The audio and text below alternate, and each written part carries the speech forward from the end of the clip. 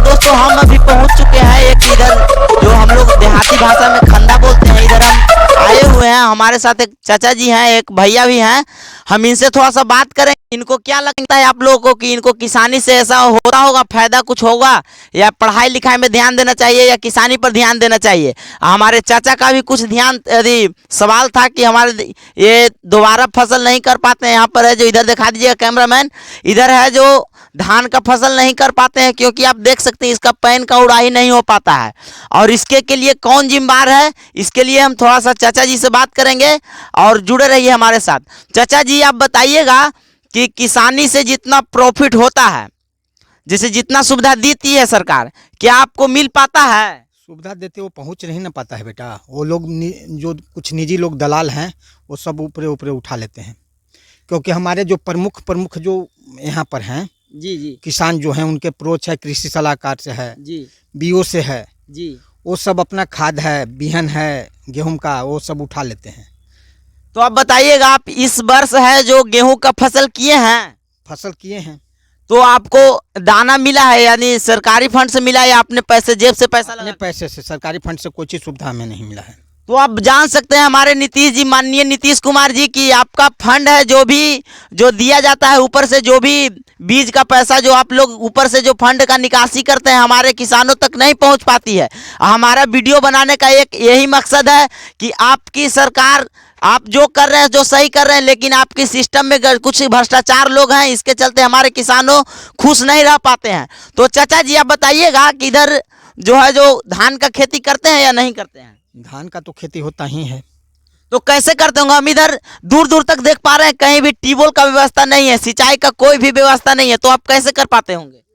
दूर से पाइप ला के, बोरिंग जहाँ रहता है वहाँ से पाइप लिया के हम लोग बिछा के पटवन करते हैं। और क्या? तो आप लोग का लागत भी ज्यादा लगता होगा। लागत तो कहना है, लागत हिसाब जोड़ेंगे तो माथा खराब हो जाएगा। नया पुरान खाली करते हैं हम लोग। तो हमारे चाचा जी का कहना, हमारे किसानों को कहना है कि सिर्फ खेती है तो उसे करना ही है। और हमारे देख सकते हैं ये कुछ यहाँ पर है भैया लोग हैं, इनसे हम बात करेंगे। भाई बताना कि जो है जो किसानी करने में फायदा है, तुम अभी देखें कि अभी किसानी करता है कि नहीं करता है? करते हैं। कितना करता है? करते एक आध दो बीघा खेती, एक आध दो बीघा खेती करता है। तो जी भाई जो फैक्स सरकार ने चालू किया है, क्या किसान का धान किनाता है? नहीं। एक आरोप बिहार का मुख्यमंत्री जी, यदि आपकी तक ये वीडियो पहुंचे तो आप एक चीज पर ध्यान दें कि आपका जो पैक्स का आपने निर्माण कराया है हर पंचायत में, वो लोग लाभ नहीं ले पा रहे हैं हमारे किसान। तो इसमें क्या प्रॉब्लम आती है सर? वो सब जितना बिचौलियां लोग से वो अपना धान किन लेता है बनिया उनिया से। हम लोग का धान तो 1500 सवा 1500 का रेट ले जाता है।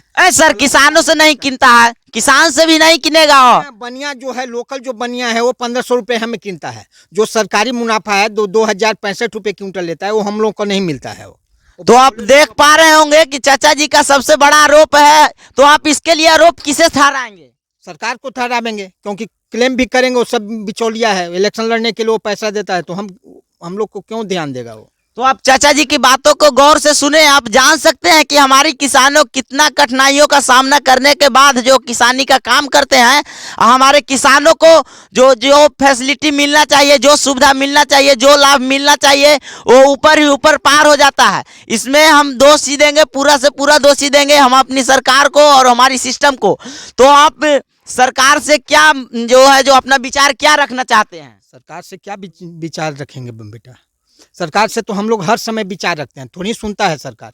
जी सर, तो इस वीडियो के माध्यम से आप सरकार को क्या क्या कहना चाहेंगे कि क्या क्या दिक्कत की, जैसे पैक्स में गए तो वहाँ क्या होता है?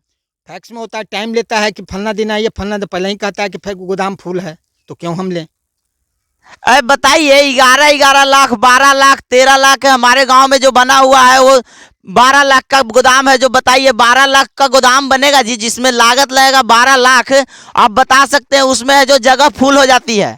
अब बताइएगा कि जैसे कि आप ही के साथ ऐसा होता है कि हर किसान के साथ ऐसा होता है? 95% किसान के साथ होता है। 5 को जो दलाल है उसका फ्री है।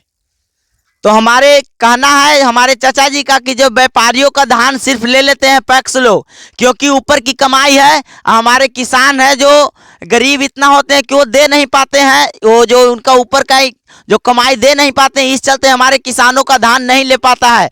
और हम ये सरकार से हम ये भी विनती करना चाहते हैं कि हमारी सभी पैक्स वालों पर एक बार बैठक बैठाया जाए और उनसे जांच पड़ताल किया जाए। तो चाचा जी आप बताइएगा कि इधर ट्यूबवेल नहीं है, ट्यूबवेल के लिए आप क्या मांग करना चाहेंगे या नहीं करना चाहेंगे? ट्यूबवेल क्या सरकार देगी बेटा, सरकार के तो पास पैसे ही नहीं, कहता है कि पैसे ही नहीं है। अरे खन्ना बिजली दे दे, हमें फ्री दे दे, बिजली दे दे, बोरिंग कर दे, वही हम लोग बहुत उसको मानेंगे, कोई आभारी है हम। हमारी सरकार को किसानों के लिए नहीं दिक्कत है, दिक्कत उनसे ये है कि अभी आप जान रहे होंगे बिहार में है जो जातीय जनगणना हो रही है। जातीय जनगणना में लाखों करोड़ों रुपया है जो हमारी पानी की तरह सरकार बहा दे रही है और हमारे किसानों के लिए कुछ भी नहीं कर पा रही है। तो आप भाई बताना कि क्या तुम किसानी से अपने घर परिवार को चला लेते हो? नहीं चल पाता है जोड़ने पर। नहीं चल पाता है। तो माने कि जैसे सरकार से आप क्या मांग करना चाहेंगे? सरकार से यही मांग करना चाहेंगे कि हमारे सुविधा व्यवस्था रूप से अरही खुदाई करना चाहिए।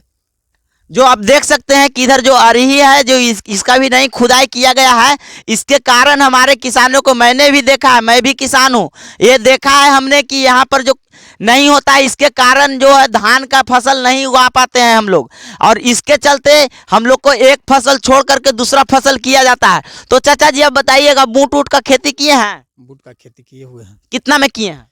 15 कट्ठा में किए हुए हैं। 15 कट्ठा में किए हैं।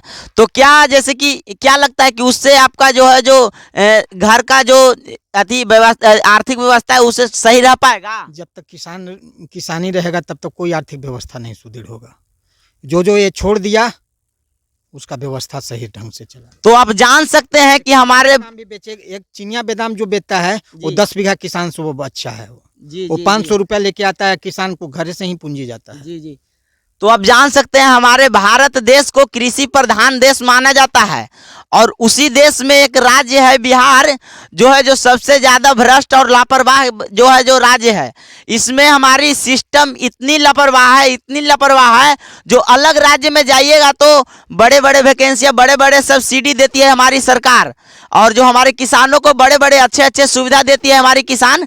और जो आप बिहार में जहाँ तक आएंगे आप देखेंगे तो बिहार में किसी भी प्रकार का कोई भी सुविधा नहीं दी जाती है हमारे किसानों को। हमारी सरकार है जो ऊपर से जो विजिट निकाल देती है, हमारी सिस्टम में जाकर जो सारी बात है जो अटक जाती है। तो आप चाचा जी हमें ये बताइएगा कि क्या आप जैसे इसी तरह से बिहार चलता रहा तो क्या बिहार आगे बढ़ पाएगा? क्या बिहार कृषि प्रधान देश क्या कृषि प्रधान राज्य बन पाएगा? नहीं बने पाएगा। नहीं बन पाएगा, क्योंकि हर साल 10 किसान जो है सैकड़े 10% कृषि छोड़ के भाग रहा है। वो तो कृषि छोड़ के किसान है हमारी जो भाग रहे हैं। और इस पर आप लोग का क्या विचार है हमें कमेंट में जरूर बताइएगा। और ये अगले वीडियो के लिए हमारे चैनल को सब्सक्राइब कर लें। और जय हिंद, जय भारत।